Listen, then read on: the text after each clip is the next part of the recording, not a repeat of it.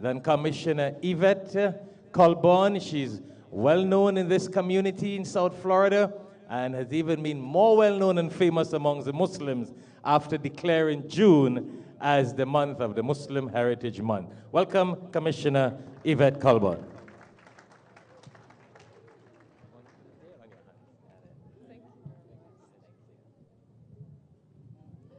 Good afternoon, everyone.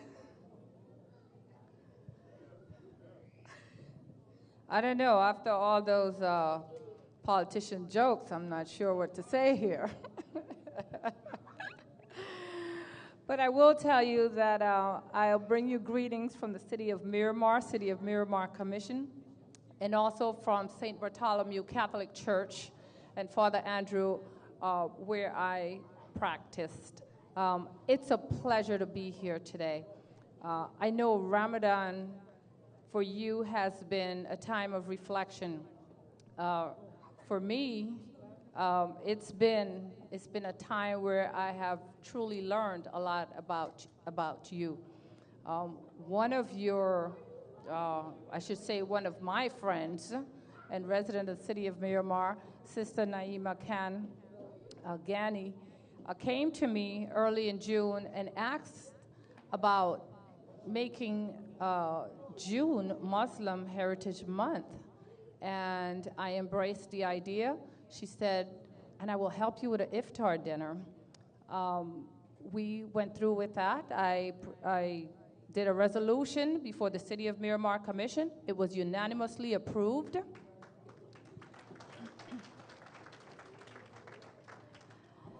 And she assisted me with an iftar dinner, which we had a week ago. I want to say that I would have never imagined the amount of warmth and love that I have received from the Muslim community as a result of this.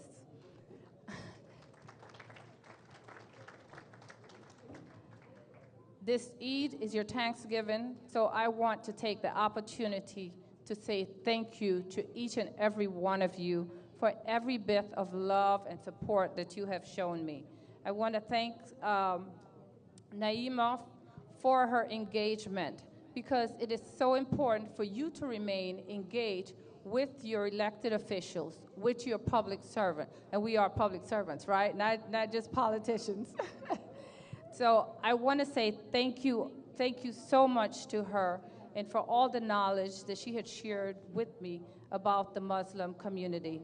I want to thank the Asian Times for all of their support, the American Muslim Democratic Club for honoring me because of the resolution. And of course, I want to thank Sheikh Shafayat for the sermon that was given to me, although I was not able to make that event. But I thank you so much. It is much appreciated. Friends of Humanity as well for honoring me. I just want to say thank you to all of you. Congratulations on your successful Ramadan. And, please stay engaged. I am in Miramar. I don't know where everyone else here is, but you know where to find me.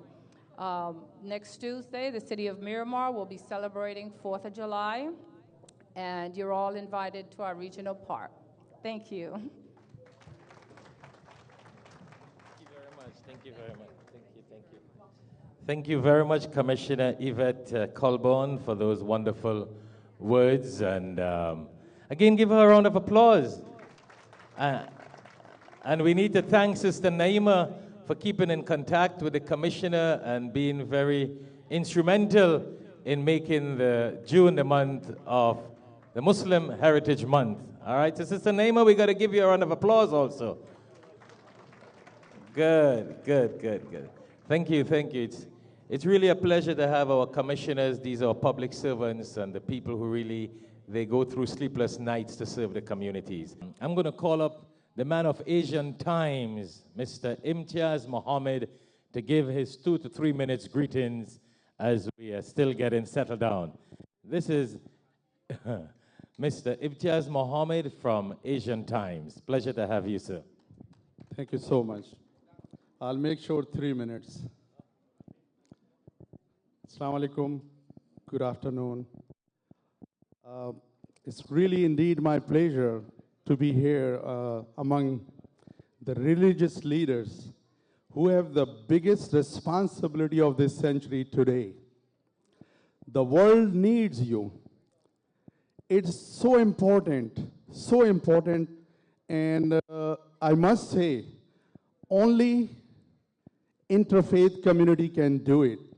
But the way they are doing it, I not disagree, but I want to add to that.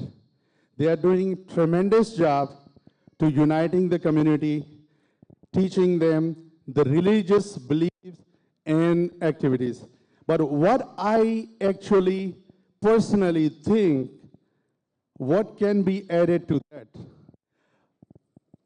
Our people listen to their religious leaders, and the religious leaders have responsibility to see the world from their perspective, from their vision. They have to see and diagnose the root cause of terrorism. If we can find out why we have terrorism in the world, that problem can be resolved. Unfortunately, to fix the terrorism, we did, all politician leadership, the United States of America Foreign Services, they did their best. But today, I can easily say the war was not the solution. And as we know, the war in Iraq did not give us anything, because the terrorism gave birth to hate. People who are suffering in the world with hate, if we cannot rectify the hate, terrorism is going nowhere. Every single day, our actions, our deals, our foreign policies creating more hate.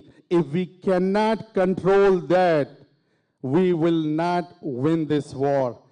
I condemn terrorism all around the world. It's not sufficient. We have to show in action how we take action when we see all these countries who are harboring terrorists, who are helping terrorists. United States have to do more.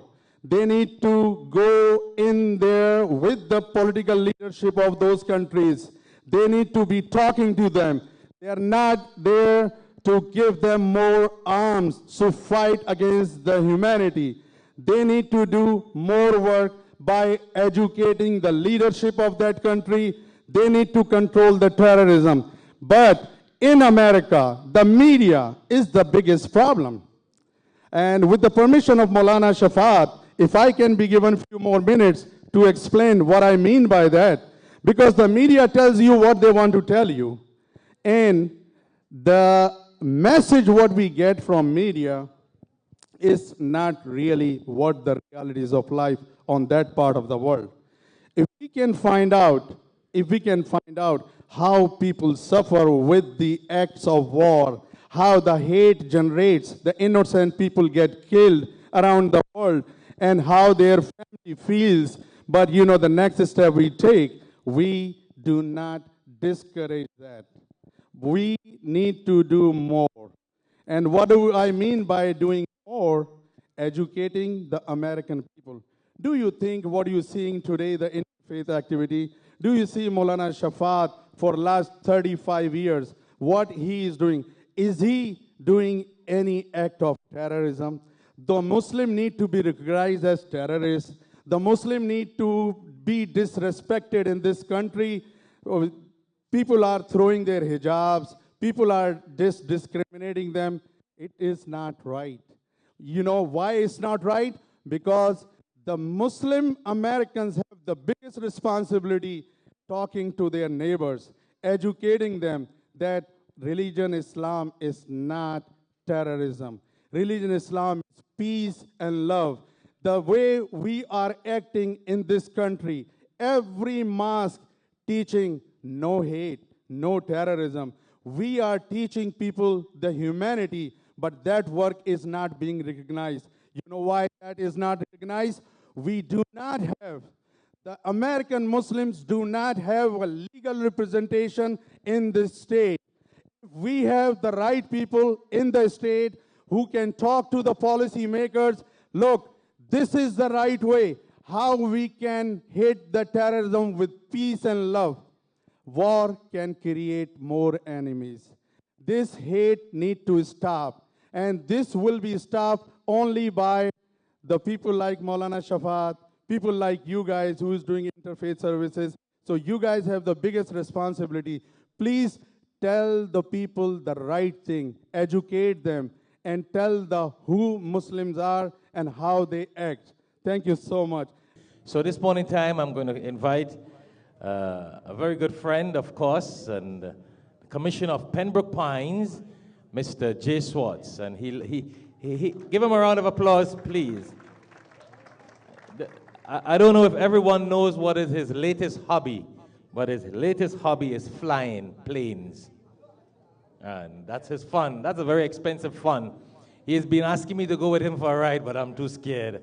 I can handle him as a commissioner, not as a pilot yet. You know, Sheikh, when you fly, you get close to God.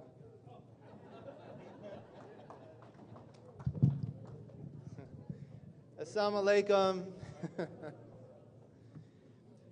For those who know me, know I don't write speeches. It always comes from the heart. I do have something I'm going to read that are not my own.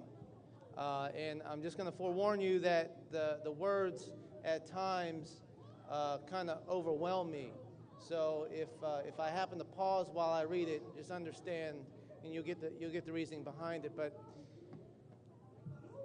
you know, Sheikh and I, we talk about. We good? You can hear me in the back, right? Wave it. Perfect. Thank you, Sheikh. You're always looking out for me. I promise I'll buckle you in if you fly. You know, we hear the word politician thrown around a lot. And it's true, there's lots of them. There's thousands of them. But there's very few public servants. Politicians ask for your vote. Public servants give back. And they ask for nothing in return. That is the core difference of what we're facing as a community. You know, during my re-election back in 2016, I spoke at a prayer service. It was a Friday in January of 16. And the reason why this comes to mind is because I saw that young boy over next door going back and forth. And some of you are probably thinking, why doesn't somebody grab him? While others said, you know what, let him go. Children don't know hate. They're taught it. We have a world of generations, generation after generation, where folks seem to try to one-up each other, and it's always done through political means. Think about the majority of wars that have started in history. It's always been a political conflict of sorts. January of 16, a 12-year-old boy came up to me and said that he was being picked on in school because he was Muslim. He felt threatened with bodily injury because of what he looked like and his last name. So I said, well, I'll talk to the principal. I said, what about your parents? They're afraid to speak out because they don't want the same thing to happen to them. Mayor Levy, it was a Pines resident. I knocked on doors where the neighbor would say, hey, I'll vote for you if you can get rid of those folks down the street from me. What drives me is driving those folks out of my community. I promised that I would bring forward an initiative to bring our community better. Pembroke Pines was the first city in Florida to pass an American Muslim Heritage Month. With that, I received a bunch of hate mail, a spot on national radio, to call the city of Pembroke Pines City Hall and tell Commissioner Schwartz, why would you do that? So the executive assistant said, what should I tell them? I said, well, get the name of their mayor and phone number so I could ask their mayor to do the same thing we're doing here. Our community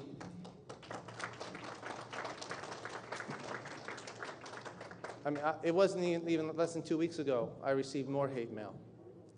And I welcome it because it means that we're making a difference.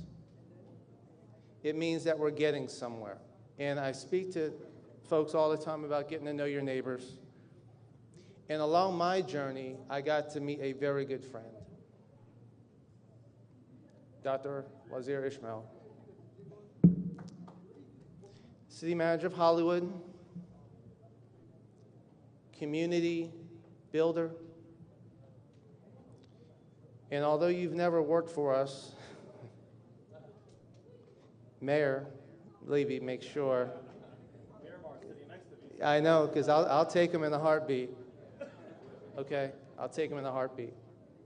So, in some of my prepared remarks, today is a very special day, not just here in Pembroke Pines, but throughout our entire nation.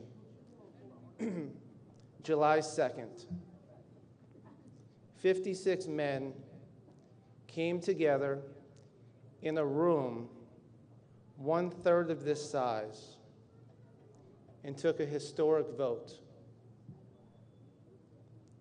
The Declaration of Independence was voted on and ratified by the Continental Congress. Why does America celebrate July 4th and not July 2nd? Being a native born of the city of Philadelphia and being able to walk the halls of Independence Hall, I can tell you the reason. It was a printer's deadline. The Continental Congress went out to a printer and says, okay, can you get this thing turned around by July 3rd so it could be read to the people? He said, no, there's no way I can do it by July 3rd. Give me one extra day. And July 4th, 1776, in the square in front of Independence Hall, the greatest document outside of the Torah, the Bible, and the Quran was written by Thomas Jefferson. I'd like to read to you a portion of it, and this is where it gets a little gripping for me, and you'll understand why. So, a lot's changed in a year. America and my eyesight.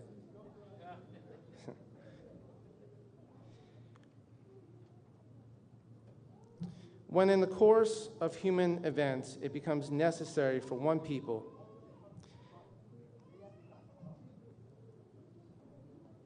to dissolve the political bands which have connected them with one another and to assume among the powers of earth the separate and equal station to which the laws of nature and the nature and of nature's God entitle them a decent respect for the opinions of mankind, requires that they should declare the causes which impel them to the separation. We hold these truths to be self-evident, that all men are created equal, that they are endowed by their Creator with certain unalienable rights, that among these are life, liberty, and the pursuit of happiness. These words are only a portion of this document. There is, about 2/3 of the way down in the document, another powerful paragraph that I believe we need to reflect upon today in America and what's happening in America. He has endeavored to prevent the population of these states, for that purpose obstructing the laws for naturalization of foreigners, refusing to pass others to encourage their migrations hither, and raising the conditions of new appropriation of lands.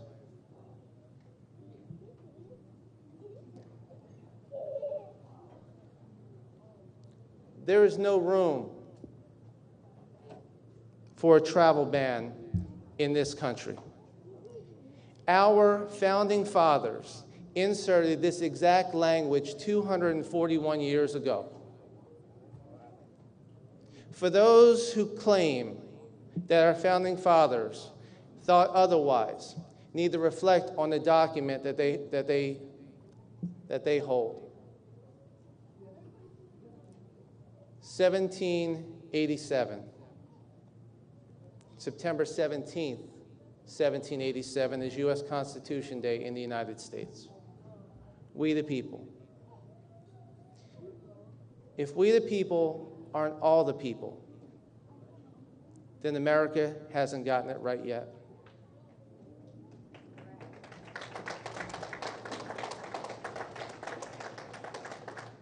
I ask that you spend Tuesday in the community that you love. For years, I spent fireworks on the beach in Hollywood, my favorite beach in South Florida. Miramar is opening their brand new amphitheater. Starts at 3 p.m. Their fireworks shoot off at 9. And as an elected official, I am honored to be able to push the button and see the fireworks go off right here at Perry Airport. Do something on Tuesday. Get to know your neighbor. Wear your pride. Wear your hijab. And fly that American flag. God bless.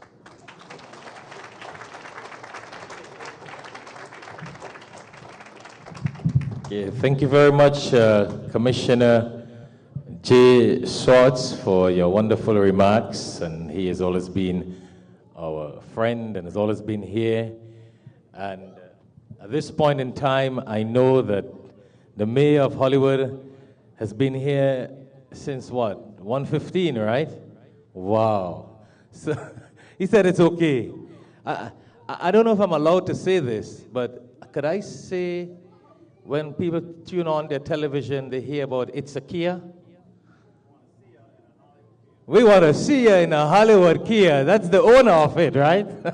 That's the man, the mayor. A lot of you don't know that. When you tune on is that your daughter? Wow. Well, let's give her a round of applause, the daughter of the mayor. We want to see her in a Hollywood Kia. Well, now I got to drive a Kia for free when I give that commercial. Good. See, I like to put my little commission, a free ride in the aircraft, free Kia, whatever. That's my politicking also, right? Where's blessings? We can go to church with it. Anyhow, the mayor has been here a very long time, on time, 1:15, and I know it has been long for him, but that's what it takes to be the keynote speaker. And the keynote address this evening is by the mayor of Hollywood. You know, for the past year or two, he has been, we've been trying to get him to come across here, but suppose he's busy and has been busy with the Kia, with the elections and all the works. But it's a pleasure to have him and to have all our politicians, Commissioner Yvette Colburn, our commissioner here, Commissioners J. Swartz, all our rabbis, and everyone who are here. It's a pleasure to have everybody here.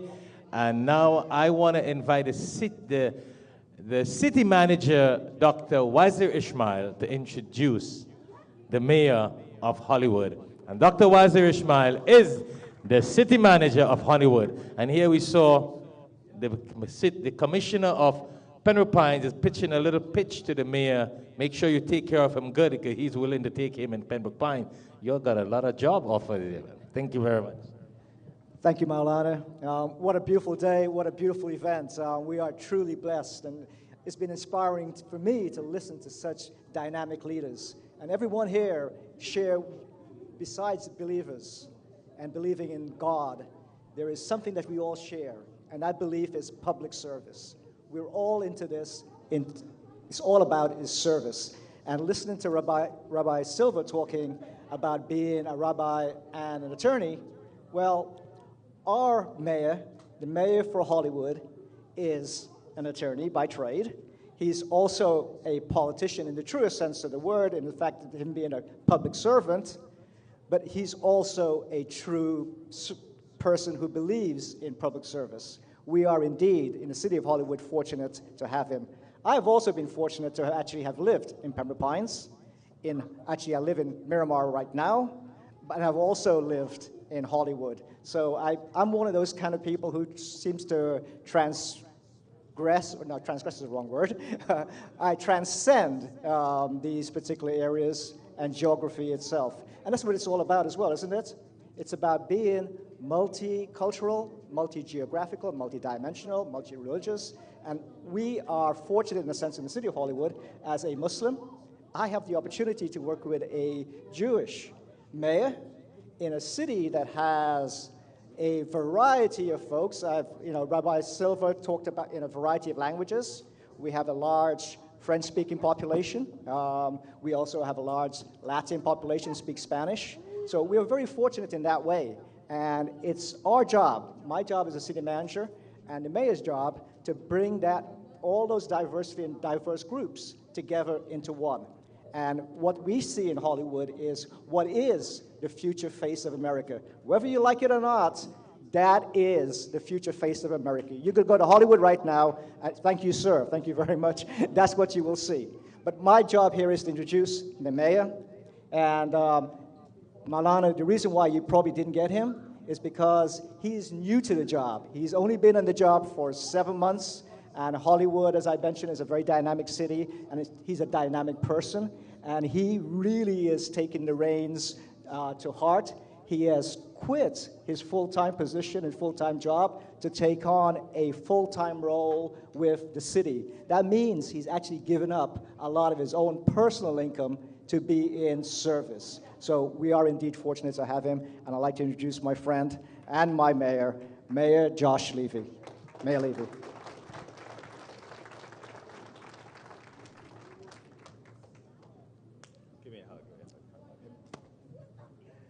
Thank you, Dr. Ishmael.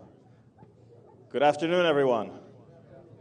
Thank you, Sheikh, and thank you, Chairman, and thank you to the whole congregation here for inviting me to celebrate with you this great Eid celebration. I've prepared some written remarks, and I think, though, what you'll find in what I will speak about today was really a reflection of what all of you who spoke from the heart came to determine as well, that the togetherness that we all seek, that we all know is the ultimate perfection of us as a group of people, will lead to the ultimate celebration and harmonious living for us all. So I'd like to read some prepared remarks. Assalamu alaikum.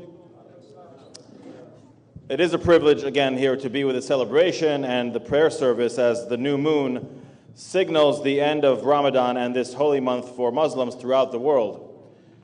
For millions of Muslims in the United States and beyond, it's been a time of opportunity to reflect on the teachings of the Holy Quran, the value and importance of charity, mercy, and peace.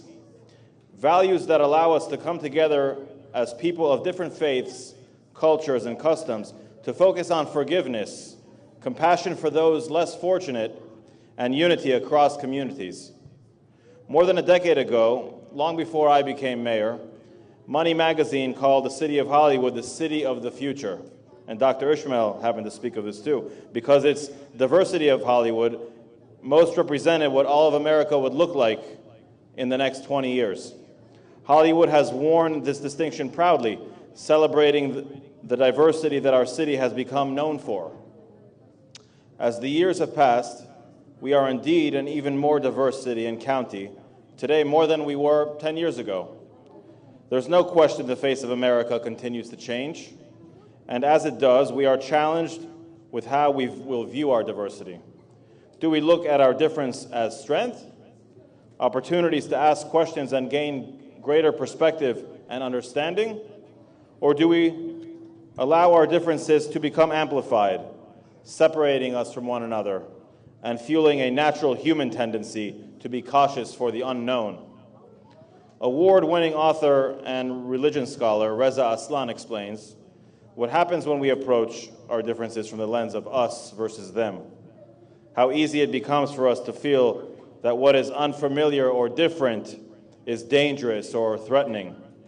Aslan believes that the only way to break free from this mentality is to know and understand people who have different beliefs and backgrounds as friends, co-workers, and neighbors, just as was said before. As we form true relationships, we begin to focus on the natural individual commonalities that bind us together, the shared experiences we have as ordinary members of society, one and the same that we all are. This sentiment can also be heard in the work of the noted author and Omega Institute founder Elizabeth Lesser. A few years ago, she gave a well-known TED Talk announcing a new initiative she was undertaking called Take the Other to Lunch. The idea of this initiative is to counteract our tendency to otherize, defined in our Urban Dictionary as to make the other separate from our. Portraying in a negative way someone who is from a different background, a viewpoint, religion, race, lifestyle, etc. Lesser challenged the audience to get to know the other by taking them to lunch. She suggested reaching out just one person from a group that you may have negatively stereotyped in the past and invite that person to share a meal. After all, even though we're all busy, we all have to eat, right? She recommended using some guidelines or ground rules to keep the conversation elevated. During her first lunch with the other, they agreed not to try to persuade one another, not to defend or interrupt, but to be curious, conversational, and real. They asked one another about life experiences and what issues they were most concerned about. They even asked, "What have you always wanted to know about someone like me?" By the end of the lunch, Lesser shared that their differences hadn't miraculously melted away, but that they both agreed to speak out in their own communities when they witnessed the kind of otherizing talk that creates wounds and divisions that become harder and harder to overcome. So today I'm truly grateful for the opportunity to be here taking part in my first Eid feast. Events like today's that invite people of all backgrounds to join together and learn about traditions and beliefs that are different from our own help us break through the perceptions that can separate us and enjoy shared experiences that then become the foundation of understanding, mutual respect, appreciation, and yes, friendship too. And that's, I think, we talk about having lunch and spending time with one another, and as we get to know each other on a personal level, all the stereotypes that the world does teach us, perhaps when we grow up as children in a world that has these divisions straining its fabric of its society, that we do create these friendships and certainly blinds and eliminates the feelings of those stereotypes that we had. So when we do have conversation and we get to know on a personal level people from different faiths who are unknown to us, it's worked for me, and it's worked, I think, for all of us who get enlightened by the personal relationships that we have, to know that we are all friends and that the things we do see in the media really don't reflect in the end the togetherness that naturally we will cause to create on our own. I understand that Ramadan is a time of self-growth as much as it is a period of self-denial. I've read that the Prophet Muhammad teaches, whoever does not abandon falsehood in word and action, then God has no need that they should leave their food and drink. This is similar to the teachings of Judaism that call us to focus completely on our spirituality during Yom Kippur, the most holy days within the Jewish faith. As you celebrate the end of Ramadan, I hope it has been a time of personal and spiritual growth as we face the challenges that confront us in day-to-day life. We gain strength from these times of observant devotion to our faiths. And so in closing, I offer my sincerest wishes to each of you for health, prosperity, and happiness throughout the coming year. Jazak Allah Kahir. Thank you. Thank you. Thank you. Thank you, Chef. Thank you very much. Thank you. Thank you. Let's give another round of applause to the mayor. Wonderful. He got some Arabic terminology there. Jazakallah khair, assalamu alaikum, Ramadan, Eid.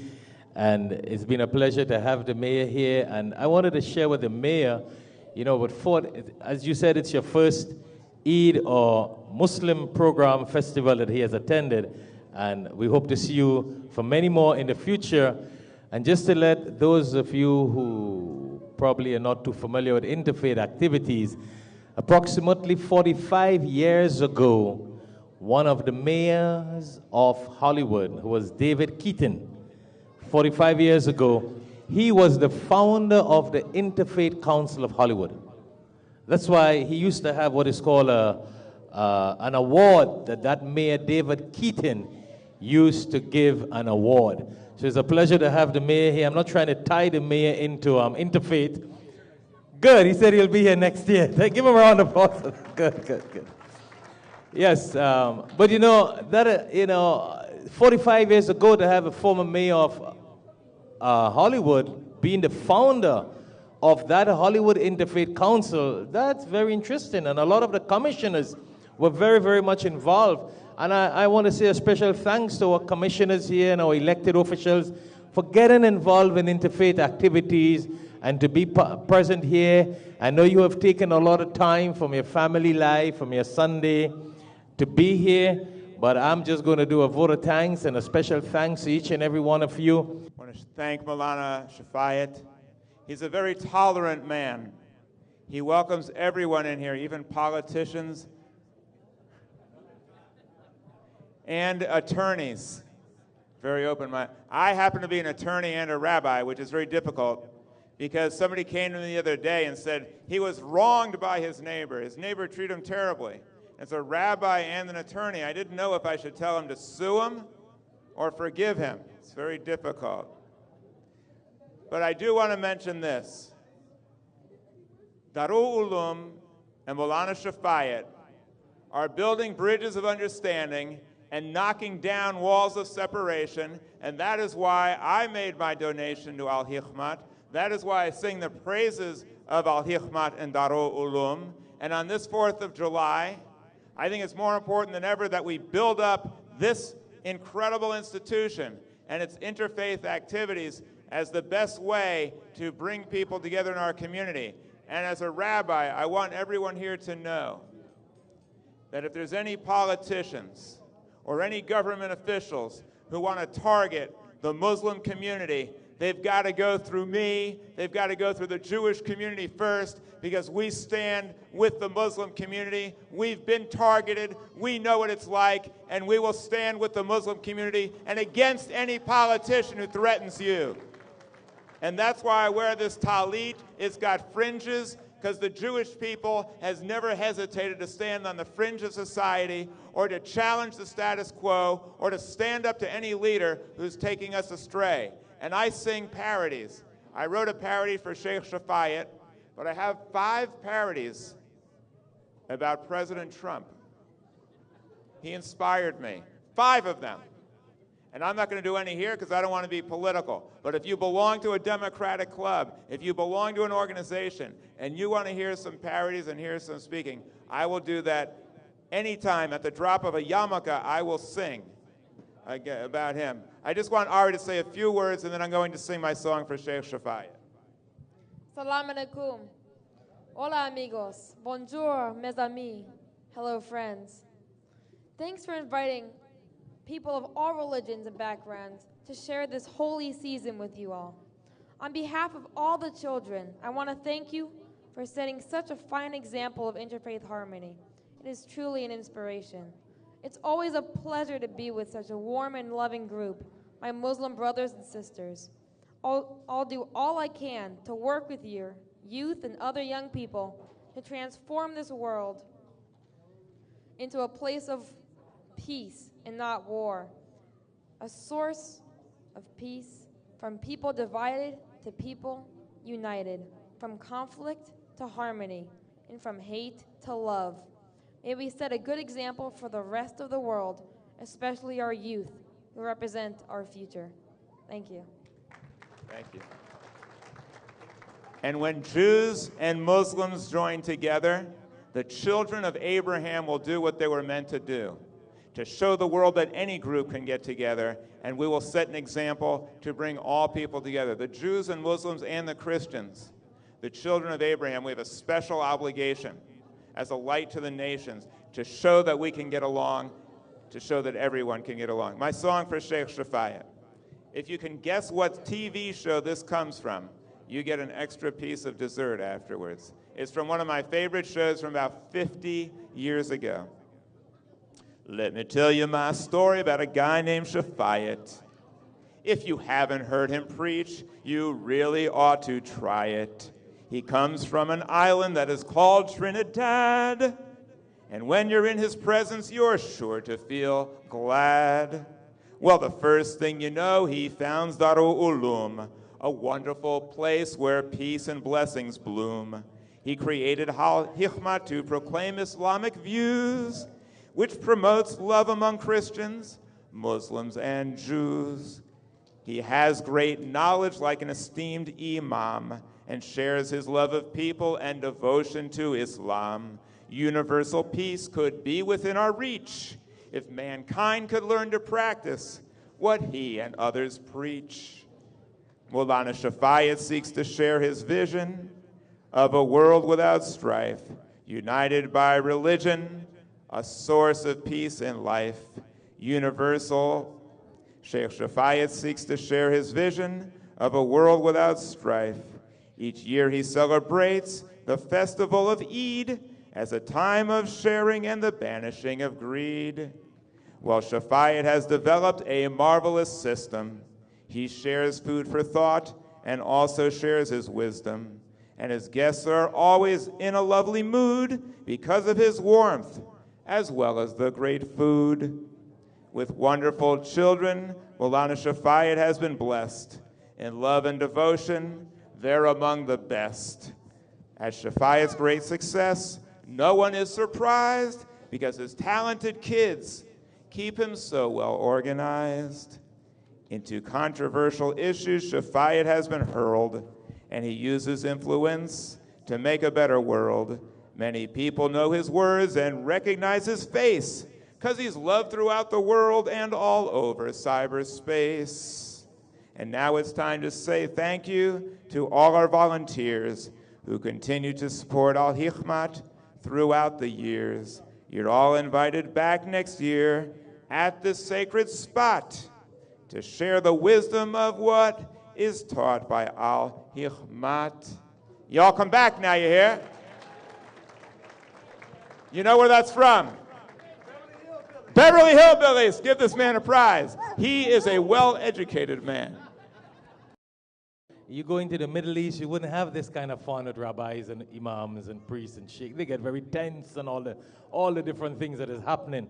So it's only in America this can really happen. Have a rabbi write a song about a sheikh. You know, that's very interesting. Be so jolly, so lovely. And this is what we talk about. Action speaks louder than voice. It is not just an interfaith prayer. Someone get up and say a few words. It's really love and peace, and that's what we're all about. And that's why we are happy that all of you came out here today. And it's a blessing to have you, and always a blessing to have the rabbi and all our other interfaith leaders.